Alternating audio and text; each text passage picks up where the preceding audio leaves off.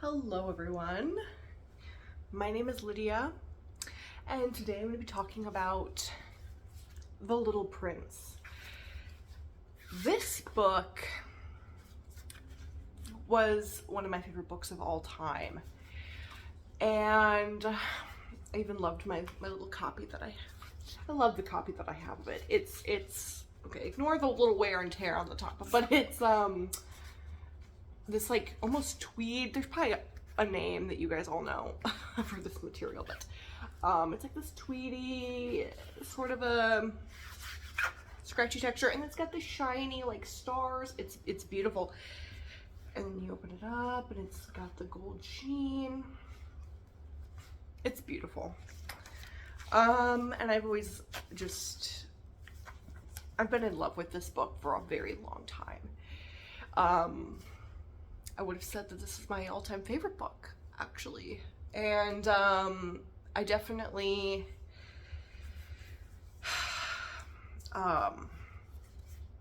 admired it over the years.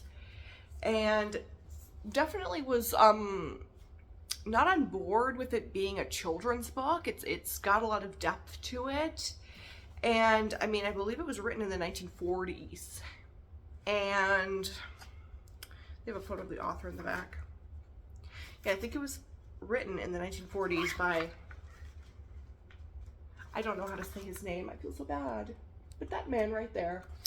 And, you know, and he was born in the early 1900s, so, you know, the language in this is definitely different than, I would say, a normal children's book, you know what I mean? And it's quite mature in the sense that it is very thought-provoking, you know? Definitely takes some time to think about and process. And there's many different lessons in it, you know, things being taught. It used to be my all-time favorite book. When people would ask me what my favorite book is, I would always say The Little Prince. And it's not a super long read, as you can see. And I really just connected so deeply with the meaning. But upon reading it recently, my feelings have changed quite a bit, and it's a little jarring to me. It's been a little groundbreaking, I guess you could say, in my own personal life, because I loved this book so dearly. And I read it, of course, before I was in toxic mold, because if you don't know me, I was in toxic mold for about 4 to 5 years, and it was a very bad illness. I don't want to use the DEAD word, but it was bad. And it was a constant struggle to fight for my life. There was a lot of lessons to be learned, a lot of friendships and family members, casualties, if you will, lost along the way. And just a lot of people taking from me at my worst moments. It was my Job moment, if you will. Just really rough. And then after that, you know, I healed for a good year of time from the toxic mold. I was removed from that situation as a whole, and I healed for a year, and then I became homeless.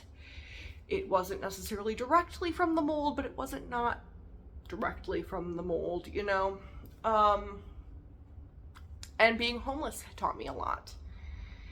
And even reinforced a lot of the lessons that I had learned while I was in toxic mold. And so it wasn't until recently that I revisited this book that I love so much, because through the time of going through toxic mold and healing from toxic mold and homelessness, I really couldn't read much of anything. My mind was so fixated on healing, and I really was kind of a zombie throughout my time experiencing toxic mold, and so reading was extremely hard for me.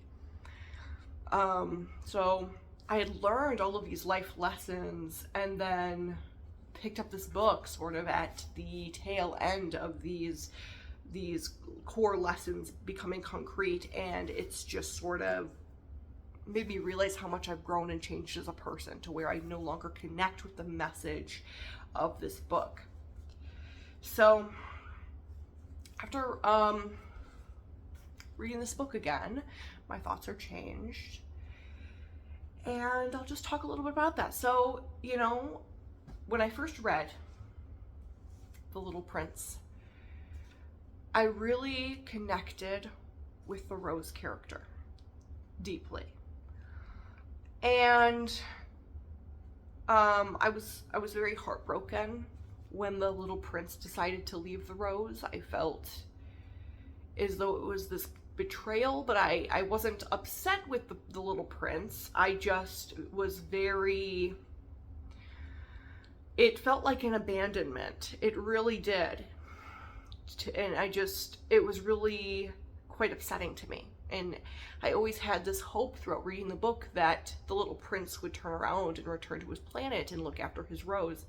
And when he encountered the other roses and said to them, you know, my rose is just like any of you, I really felt this deep, how can you say that about the rose? You know, how can you say that about this rose? Because you two love each other, and she's the only one on your planet, and you've sort of diminished her to being just another one of these, when she is the only one in your life. Like yeah, these roses are a dime a dozen on Earth. She's the only one on your planet. Like, doesn't that make her special and unique in itself? And then when he visited the fox, and the fox was giving him that lesson about taming, and about, really essentially about true friendship, and about true connection and bond and love with somebody, I was like, wow, this is such a beautiful lesson, and it really hit me so deeply. And I already had such a connection to foxes, so much so in my life, and so just hearing it come from a fox, it felt like it was just meant for me to read. And I was like, yes, this is the lesson that the Little Prince needed to go back to his rose and to appreciate her, and maybe their bond will be even stronger now. Even though I felt a little upset that he had to leave his fox friend too. And it made me feel a little odd that he had bonded and tamed the rose this whole time, even though he didn't know that. And then left her, and then he bonded and tamed with his fox, and then he left him. And it's like, it just made me sort of feel like, wow, like this Little Prince sort of is just, he abandons people, really, even though I loved the Little Prince because he's just a little boy, you know, you can't really hold too much blame on him. Or at least this was all my mindset when I first read the book. And so this was all going through my mind, and when he arrived back to his planet, you know, there was some sort of wistfulness to me about the ending of the book, how you don't really know, you don't get concrete evidence, right, that the Little Prince, spoiler alert, sorry if you have not read this book, this is more so for people who have read this book, or for people who are debating reading it to their child. Spoiler alert for that as well. I would not recommend you reading this to your child. I just wouldn't. So maybe stick around and listen for that aspect of it. But these are going to be my concrete thoughts. I'm not going to like try to work around spoilers, because I feel like that'd be too much for my mind to try to sift through all of that while also giving my true, honest, real, raw thoughts. So there might be spoilers. This might be for people who just want to hear another take about the book. So anyway, spoilers. You don't really get concrete evidence that the prince returns to his planet, but you see these sort of signs, and you kind of feel like there is this sort of vague knowing that the Little Prince is back on his planet with his sheep and his rose, and you just hope that it all works out for the best. And that's sort of the beauty about the book, is it doesn't really tell you concretely what is happening. at the end, and the end is also extremely jarring if you aren't aware of how the book ends. It's a trip. When I first read it, I didn't know it was going to end that way, and it really blew my mind. I was like, there's no way that this is a children's book. There's no way. But anyway, there was that, and I don't know, I kind of had that like appreciation for how the book ended, and that longing for an end, knowing that it's not going to ever be there. Now, rereading the book, my mindset has changed a lot, and I've had to do a lot of deep diving into my own psyche, my own soul searching, and just, it was a very good read for me to sort of remind me of how much I've grown during this time, and just where I was before toxic mold to where I am after toxic mold, and being completely out of that whole mess and that whole situation. Because it's like night and day, and these are truly the life lessons that I've learned just being showcased in my thoughts about the book. So, my thoughts currently to this day while reading that, or currently, present day, while reading this book, are essentially, I'm like, how do I start this? When the little prince first notices that his rose is beginning to bloom on his, I keep wanting to call it an island because I play Animal Crossing and I think island is just stuck in my head. So anytime I say island, just know I mean planet. He lives on a planet.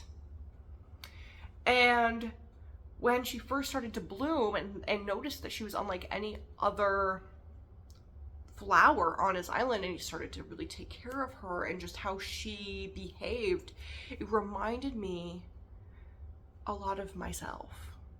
And like I said previously, it reminded me a lot of myself, but this time reading it, I didn't see myself. There was a complete detachment, and I forgot that I even felt that she was much like myself. And as she started to develop and bloom, and the way she held in her beauty, and then became very self-aware almost, and very prideful and pretentious in a way, then I started to remember how I used to believe that I was much like the rose, and then I started to show me how I am nothing like this rose, and yet people made me feel like I was like the rose, and that is why I thought that I was her. Because many people had made me feel that way about myself, that I was much like this rose, that I also was this, like, trying to play demure, but then realistically I'm prideful, realistically I'm kind of this thing that needs to be taken care of with no real redeeming qualities. And it just reminded me a lot of like growing up and my relationships and my family members that I cut off, and how they treated me and how they made me feel. And it made me realize, like, oh, that's why I thought I was so connected to this rose. That's why I thought that, is because people made me feel that I was that my entire life. And I am so much not that. And it was interesting because growing up, I used to sort of read into, or not growing up, like when I first read this book, I was really reading into the rose, because there was a moment where she was becoming untruthful to the little prince, and she was kind of deceiving him, but she would catch herself and then start to, it was a whole manipulation tactic to try to get the little prince to take care of her consistently and preserve her beauty. And when I was rereading it this time, I realized that there was no real redeeming qualities of the rose. For me personally, and maybe you read this and you see it differently, but when I really saw this in different eyes, with different eyes, new, fresh eyes, I was realizing that she really doesn't have any redeeming qualities, even up until the bitter end, when she is trying to get the little prince to stay on the island. She never once has an earnest moment with him, just saying, I'm going to truly miss you for you. And I have deeply appreciated all that you have done for me. And she never has had an earnest heart to heart with him. Even to the last moments when she almost was starting to say something kind to him, she started to manipulate him and make him feel sort of bad for leaving. And just this sort of, oh no. You might as well not even put that glass covering over me that you have put over me this entire time. That I've sort of begged you to put over me, and I've made you curate this whole thing for me. No. Don't even put that over me, because then I will be terribly lonely. Then there's that. So it's either, for me, it's either death or loneliness. And that's my only choices now that you've left, now that you're deciding to leave me. And not growing up, like when I read this the first few times around, I was reading into her, and I was sort of like, man, like, having somebody leave you at your worst moments, she probably was very hurt inside, and it was like I was putting a lot of excuses on her. And I felt like, wow, like, how could he leave her in such a time when he knows that she needs all of this stuff? Like, she can't take care of herself. She can't move. She can't. And it really used to make me feel for her, because in a way she is sort of this depiction of somebody with extreme illness. You know what I mean? In a way. I mean, you don't have to look at it that way, but that is sort of how I looked at it even the first few times I read the book. It's just like, she's sort of this depiction of somebody who can't move, who can't take care of themselves, who, yes, she is super prideful, but like, that's really the only thing that she has going for her, is sort of this like this fake confidence. And it's like, I don't know, I just sort of had that view of the Rose. But, it's just this time around I really saw her sort of differently. Like, she doesn't have these redeeming qualities that I thought she had. And, yeah. And then, as the prince left her, it was just sort of, like, I couldn't see his side either, because he was holding this resentment. He was having this resentment be sort of built up against the Rose. Like, I take care of her all the time. It's becoming too much for me. I'm deciding to leave this planet that really has been my home ground, this place that I've existed for maybe ever. This place that I know so well, that actually depends on me for a great deal, to not completely implode on itself because of the Boabs. And yet, he didn't decide to go to the Rose and say, look, this is becoming a little too much for me. I mean, I already have to do all of this other stuff with the Boabs and the taking care of my other flowers. Would you mind if we made a workaround? Would you mind if he never did that? He never came up to the Rose and started discussing things with her. Instead, what he did was he left. And he didn't explain why to the Rose that we have known of. It is not discussed in the book that he had this great discussion with the Rose. And so I couldn't really see either one of their sides at this point. And that was already a great shift for me, because I had already loved the book in this aspect so much. Even him leaving was just sort of, I almost had this romantic view of it. Not actually romantic, like between him and the Rose, but sort of this beauty about it, And now I was sort of seeing it in a different light, but I kept going because I still loved this book so dearly. It took me a little while. Like, I think I was like on the last few pages of the book, but I started being like, wow, this is not going to turn around. Like, all of those things are already set in place that I have started to reveal for myself. And I don't think that this is going to make a turnaround where my thoughts are going to be how they were before.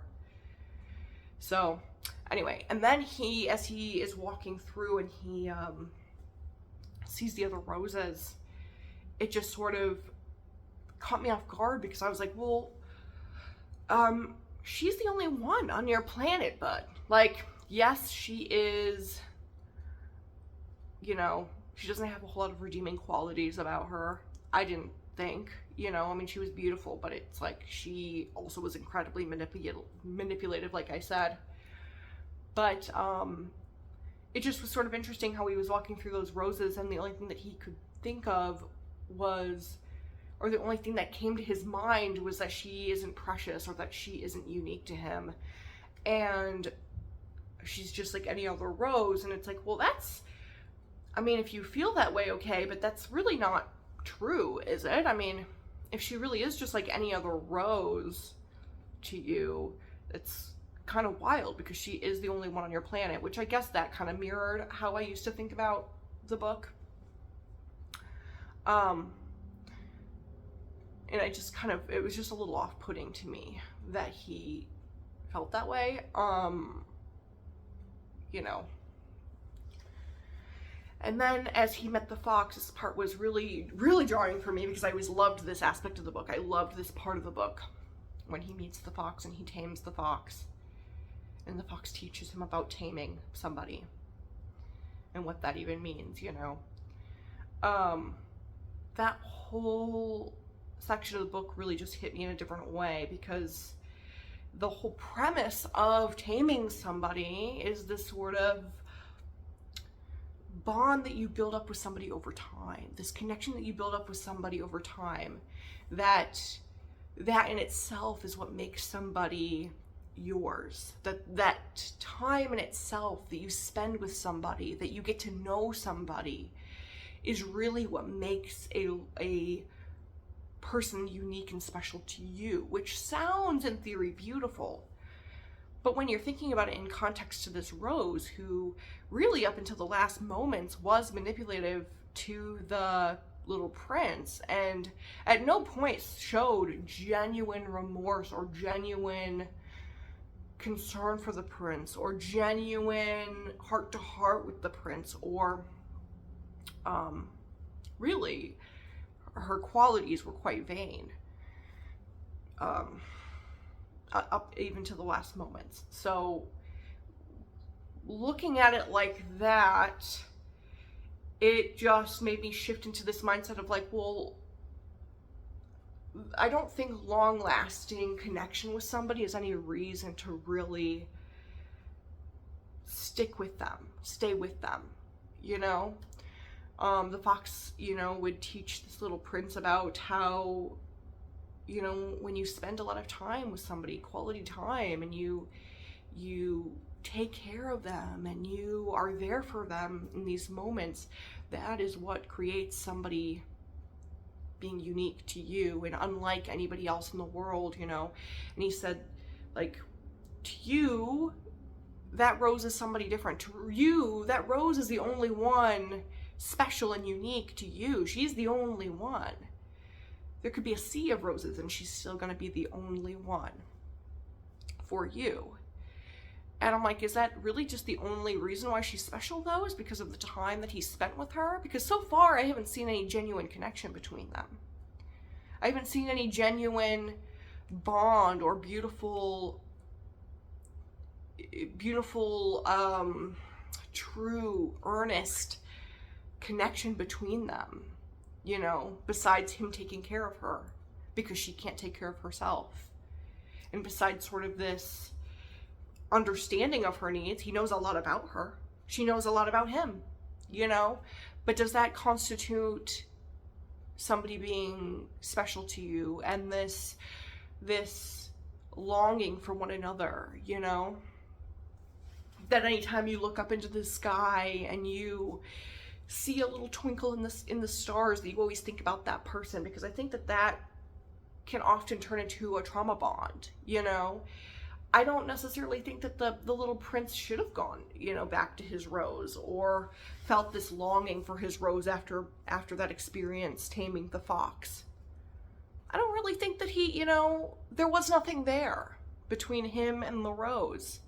And the thing that was there was this bond because he knew her, because he had to know her, because of this extended period of time where he took care of her. And this extended period of time where she had to be taken care of by the prince. That's the extent of it. Is that knowing there? There was no bond of genuine connection just because they genuinely liked each other. In fact, the little prince, yes, he thought she was beautiful, but there were definitely qualities about her that he kind of didn't appreciate. I don't know. It was just sort of an interesting take reading it the second time. And it definitely made me think differently about taming somebody and about what that means to tame somebody, and is that even beautiful or worthy?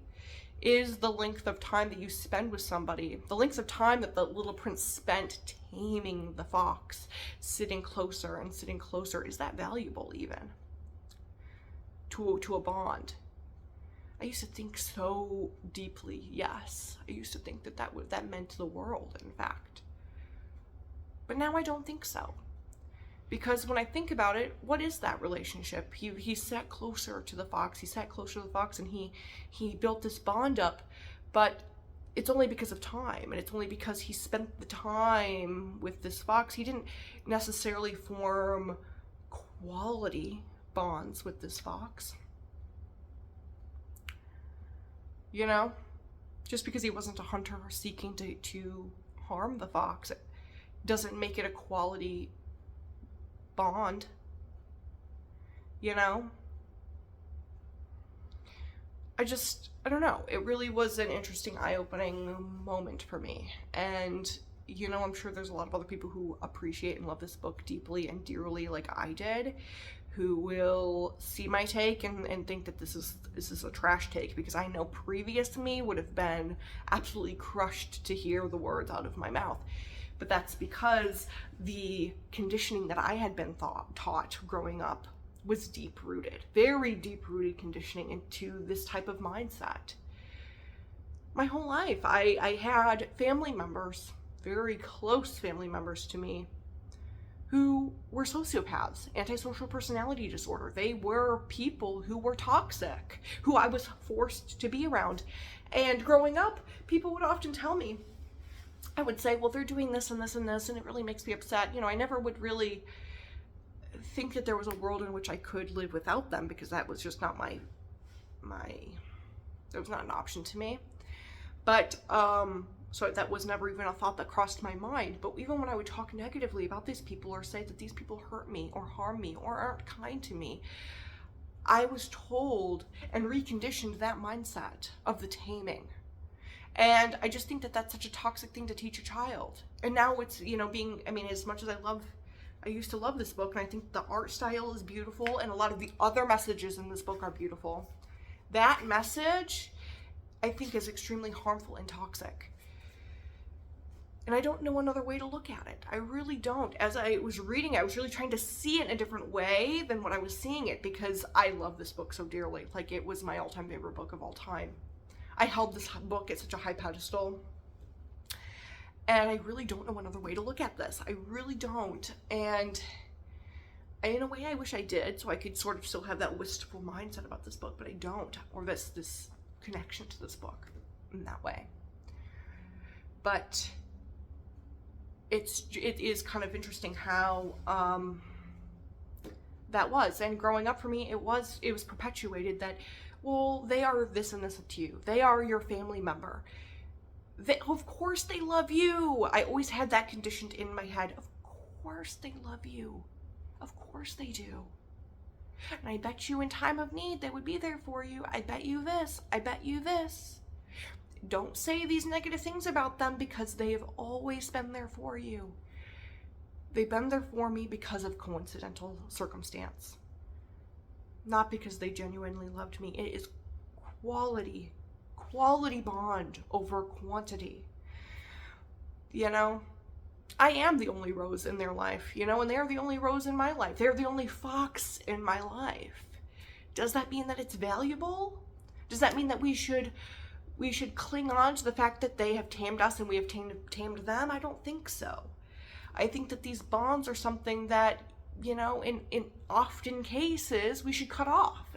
But the taming aspect of it, the pruning, the putting the glass covering over us, the helping us when we're sick in times of need, that those things don't necessarily mean that they love you. And in fact, can be used against you in many, many facets, in many ways. And I think that it doesn't constitute somebody always having to be in your life. I think also just being a part of a lot of chronic fatigue, adrenal fatigue, mold toxicity, just overall like sickness related, illness related groups, and hearing about how many people have been in relationships where they feel this guilt, this overwhelming guilt, where they, much like the rose, were taken care of, they were pruned, they felt like this burden, and the other person made them feel like this burden, much like the Little Prince. You know, I know the Little Prince is a little boy, so it's like hard for me to put too much pressure on that aspect, but you know, he did look at her much like a burden. And you know, it is interesting because even though she didn't have many redeeming qualities, and I think the issue, the toxicity goes both ways. I think a lot of people in the chronic fatigue, mold toxicity groups can relate to the rose in that aspect, where it's like she can't walk, she can't water herself, she can't cover herself from the caterpillars that are on her trying to munch away at her leaves. She cannot. She is in a way much a symbol of the chronic fatigue community. She is much a symbol of anybody who's had a long-lasting severe illness, who's had to be taken care of by a family member. And it's sort of this like, well, since they've taken care of me for so long, since I've taken care of them for so long, this bond must be strong. We must have this connection for life. And I almost owe them that in a way. And it's like, you don't owe them anything. And that's not just for this. I'm sure this applies to many different types of trauma bonds. But that's what this book has read to me now, reading with fresh eyes. And I just, even the whole aspect with the taming, to me, read very much quantity over quality. Because what quality had the fox mentioned? Not really much at all. Pretty much, as long as you weren't a hunter trying to kill him, harm him. Sorry, I don't know what I can say on here. And you spent the time sitting closer to him every single day, that's good enough. And you've tamed me. And that's not necessarily unfactual. You can certainly build a bond with somebody like that, but I don't think that's how we should look at bonds in general and friendship in general. And that's certainly how you can tame somebody, but not how you love somebody. And I just think that that's such an interesting concept, that at the end of the book we are rooting for, or we're supposed to root for, the Little Prince to go back to his little planet and take care of his flower. And there's sort of this, the narrator is sort of wistful and hopeful that he does make it back to his planet and goes back to his rose. And I just, by the end of the book, wasn't rooting for that. It was hard for me to root for that. Now, there's a lot of other great aspects and qualities of this book, but those were just some of my newer thoughts about it. And I definitely felt that way a lot in my personal life, where people made me feel like I was the burden, that I was this thing that needed to be taken care of, that I was also prideful, and it's like almost like there was no redeeming qualities about me. Like, okay, she needs to be taken care of all the time. Like, oh my gosh, she can't do things on her own, and she is so prissy, princess, all of this. And she's so delicate too. Like, we just gotta always take care of her, but you know, she's my rose. I gotta take care. I mean, she's always gonna be there, and so I'm always gonna be there for her. And that's that, you know. And I might abandon her. But I will always come back to her, because that trauma bond is always there. And I've cut those people off of my life, and now I've seen things differently. You know what I mean? Like, it's just a little different. It's also interesting because somebody that I was very madly in love with, I really was, recommended me this book, and he had much of these same ideologies about always being there for somebody, and even when things are kind of toxic, and it's like these are just really kind of crazy mindsets. And I would never recommend reading this to a kid because it's similar, like, I wouldn't say similar in message to the Rainbow Fish book at all, but I'm comparing them in the way that we all have grown up reading Rainbow Fish, and nobody once questioned the fact that Rainbow Fish is a terrible message to read to a child. It's a beautiful book, beautifully illustrated. I might like a copy of it just because it's so pretty, but I would never read that to a child, ever, because it does enforce these things, and we think that children don't understand these things, but they subconsciously do. I mean, when I was a kid, I don't know if I naturally understood a lot of these things, but under it all, we do. Under it all, we absorb all of these messages. And, you know, maybe that's what led me to not stand up for myself in a lot of these cases scenarios, because I had been perpetuated these type of mentalities my whole life. Anyway,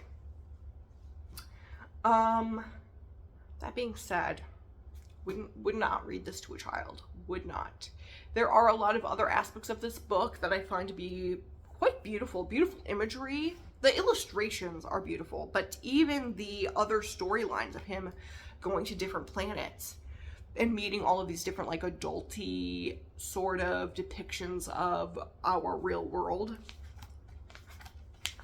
I mean, little planets. And it's a beautiful book.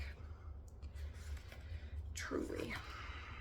I mean, there's an alcoholic in the book. Let's just, again, this was written in a time when a lot of these things were seen as different. But this one is so good. Like, I loved this aspect of the book. The lamp lighter. I mean, come on. It was so, some of these other ones are just so good. A lot of the other aspects of it I really enjoyed. I still wouldn't read it to a kid. I don't know that it'd be healthy for a child to read. I think maybe for a grown adult who can process these things and who can take the messages as a calling to our childlike wonder, and then also sift through a lot of the other messages and realize where they maybe are toxic, maybe where they are quality and valuable. Which might be hard, because if I were a kid, I would look at this and go, this looks so cute, this looks beautiful, maybe I should read it. And then once you're a teenager, you can read this book and easily fall into this trap. I first read this book when I was a teenager, and I just think it really perpetuated that codependency. I think it really just trauma bonding. I just think that it really did that for me, and I wouldn't recommend that to other people. I just really wouldn't. And maybe you'll get something different from it. When I was looking up if anybody else had thought this about the book, zilch, nothing. And which was shocking to me, because when I read it, it was really hard for me not to see this message. And people would say, if you don't get it, if you don't connect with it, you just haven't read it the right time in your life. And I'm like, I just don't know a time in my life in which I can reread that and see a different message now that I've seen it with different eyes. Anywho, let me know down below if you have read The Little Prince and what your thoughts were about it. Do you kind of see where I'm coming from at all? If you're anything like me, this might make you a little bit mad, because I think this type of video would have made me a little hurt internally when I first read it. So anyway, have a good day, everybody. Goodbye.